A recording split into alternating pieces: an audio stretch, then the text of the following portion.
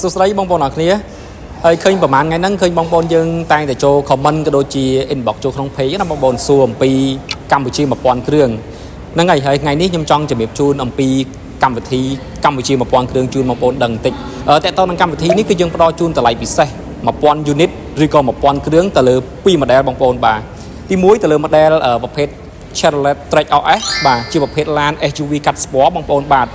តម្លៃដើម$45,999 ប៉ុន្តែឥឡូវនេះយើងផ្ដល់ជូនតម្លៃពិសេសខ្លាំងមែនទែនត្រឹមតែ$35,500តែប៉ុណ្ណោះបាទបងប្អូនមើលរូបរាងគឺស្អាតបាទប្រភេទឡាន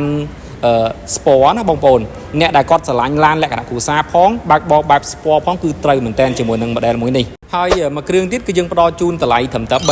$35,500ដូចគ្នាដែលតម្លៃពេញ$39,199 បងប្អូនច្បាស់ជាដឹងហើយ Chevrolet Captiva ស៊េរីឆ្នាំ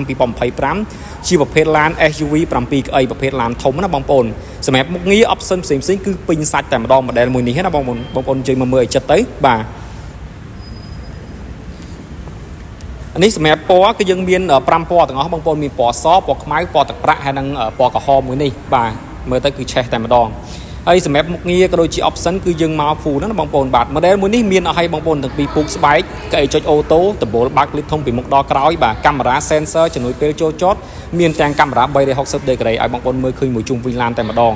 ហើយបងប្អូនច្បាស់ជាដឹងហើយតម្លៃដែលយើងផ្ដល់ជូននេះគឺបានតែ1000គ្រឿងទេអញ្ចឹងបើសិនជាបងប្អូនចាប់អារម្មណ៍ថាចង់អញ្ជើញមកមើលឡានឬក៏មានតម្រូវការមុនចូលឆ្នាំខ្មែរនេះគឺ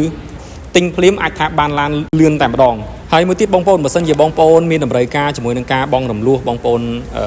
ចូលរួមមុនត្រឹមតែ 10% ទេបាទ 10% ស្មើនឹង$4,000 បាទប៉ុន្តែដល់ពេលយើងតម្លៃយើងបញ្ចុះហើយនេះត្រឹមតែ$3,550ទេបងប្អូនអាចដាក់ពាក្យសិក្សារំលោះបានហើយលក្ខខណ្ឌគឺងាយស្រួលមែនទែនបងប្អូនមានត្រឹមតែឯកសារ4ទេជាគោលបាទតញ្ញប័ណ្ណសភៅគ្រួសារលិខិតបញ្ជាក់ប្រាក់ខែហើយនិងប័ណ្ណបើកបរបងប្អូនអាចដាក់ពាក្យសិក្សារំលោះបានហើយអូខេអញ្ចឹងបើសិនជាបងប្អូនចង់សាកសួរព័ត៌មានបន្ថែមបាទចង់ដឹងអំពីព័ត៌មានបងរំលោះក៏ដូចជាពី spec ឡាន